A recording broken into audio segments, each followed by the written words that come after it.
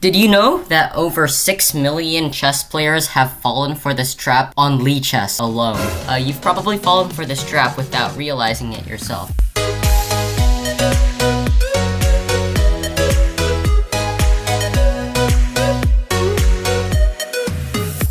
That's because it comes from a really common opening from e4, e5, knight f3, knight c6, bishop c4, and now knight f6. This is like the most generic opening ever.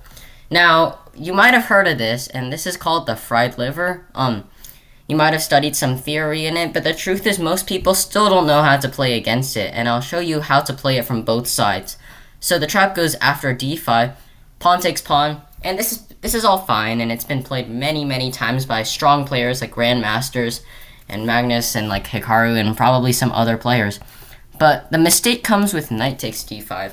Now, I have a friend who's FIDE Master Austin May, and he is a huge advocate of this line. He thinks that it's perfectly fine for black, and while it might possibly be fine for black after a lot of theory, I still don't think it's fine for black, and the engine already is giving white a pretty nice advantage. So let's take a look at the trap. Knight takes pawn, sacrificing the knight. This is a fork, so black has to deal with it, right? He takes the free knight with the king. Check.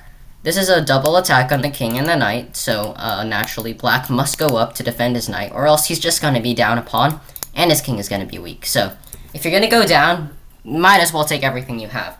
Now, there's a rule in chess, it's just a guideline, but yeah, you want to put pressure on the pinned piece. So how do we do that? Well, we also develop a piece with knight to c3.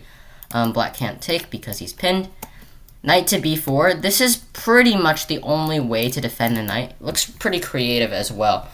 We have castles, and you might think black can grab this pawn. This is way too dangerous after bishop takes. With check, this is just too bad. I mean, black's king is getting ripped open. King d6. In fact, the best move here is like d4 or bishop b3. Just sacrificing the rook because this is actually just checkmate. And right smack in the middle of the board. So yeah, black can't go off grabbing material. He must play this move. This is the most common move, very logical one as well.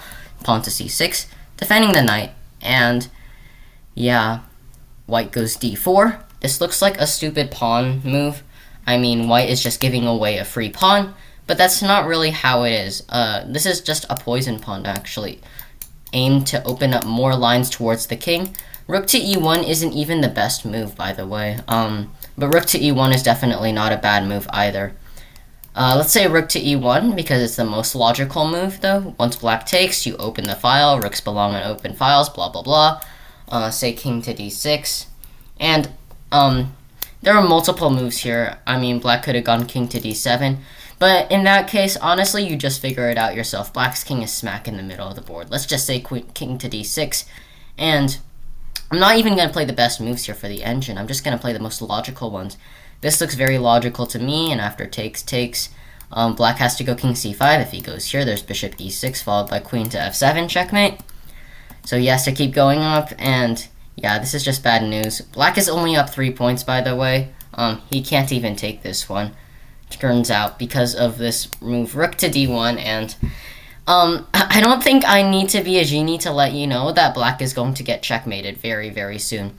The threat right now involves going b3, letting black take here, and then checkmate on d2, or pretty much checkmate. I'm honestly not quite sure, but yeah, it's gonna be checkmate one way or another. I mean, when your opponent's king is all the way in your side of the board, there's gonna be checkmate. I'll just let you guys find it out yourself. But this is the idea behind pawn to d4, just trying to open up more lines, especially when your opponent's king is in the center. It's a very principled move. And a lot of people here. The best move, by the way, here is king to d7, after which pawn to a3 is played. Then the best move is to take this, and I mean, this is just in case you were wondering, right? Knight to d5, takes, and the move rook to a5 is apparently best. Now, you probably won't need to know this, and I honestly think the position is still really hard for black to play, simply because his king is in the center, and all these pawns are going to be weak. Just for example, if white manages to take both pawns, he's not even going to be down material, and black's king is still in the center.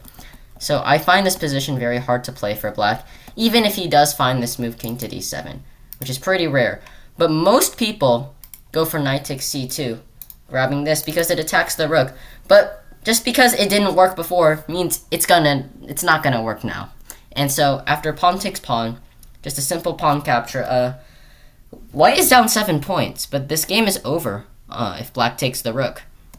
After rook to d1, there's too much pressure on the knight. This knight isn't helping.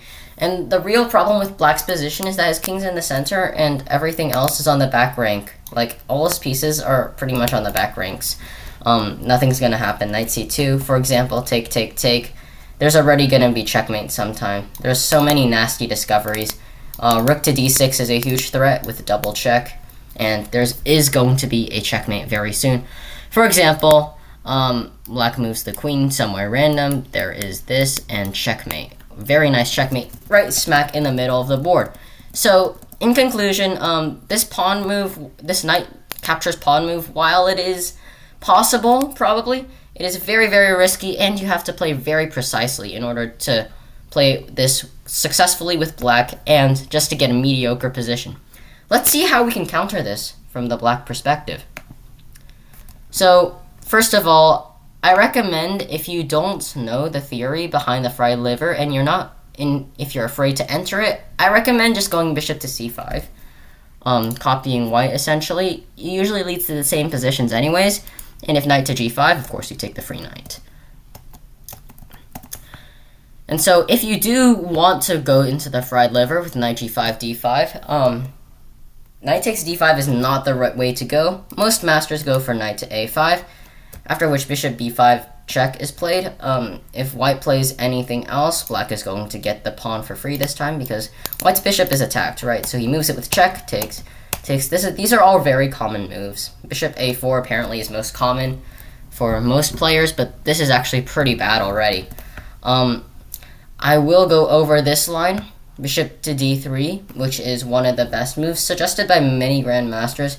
Black needs to play accurately, but I like this very nice solution because most players don't know how to deal with it, and black has a very high win rate with this particular move.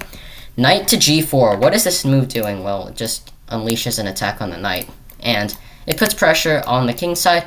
I'm just going to go by the most common moves. Knight to e4 and f5, attacking the knight. Now white has to find bishop to e2.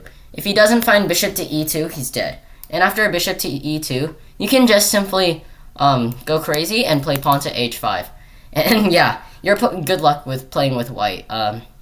Black has a huge initiative, and f2 is weak. There's ideas of like bishop c5, queen h4, queen b6, all putting pressure on the f2 pawn. White's in trouble. So white's not going to find bishop to e2. The chances of that are like next to nothing unless your opponents actually study this line. Knight g3 and bishop c5 attacking the pawn. Black is already pretty much winning here. Castles, queen h4, threatening checkmate, and yeah, white is definitely screwed here. h3, knight takes f2, rook f2, queen g3. It doesn't take a genius to realize who's going to be winning this game.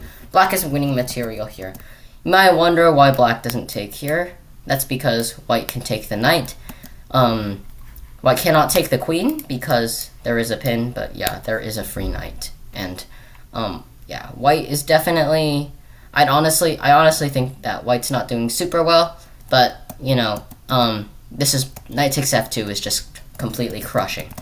So I do recommend this tricky line with knight g4 if you do decide to play into the fried liver. Bishop a4 is also a common move, but it's just bad. After h6, knight f3, e4. I don't really need to cover it any further. Honestly, black just gets a huge initiative, and white's pieces are being very weird. One of the best moves is queen to e2. But we can simply play a move just like bishop e6, and white has to move the knight again. He's just wasting way too much time with his knight. It's kind of sad when the best move is knight to g1, but black already has a pretty nice advantage after bishop c5. All his pieces are out and active. White's queen is doing, I have no idea. His knight is back. It just like went there and back, and yeah, black is doing very well here. So those are a few ways that you can tackle this trap and eventually just trap the opponent themselves. I particularly like this knight to g4 and pawn to f5 line with this very nice trap. I'm sure you can catch a lot of opponents in this one as well. And yeah, I hope this video helped you. Like and subscribe if you enjoyed, and I'll see you next time. Bye.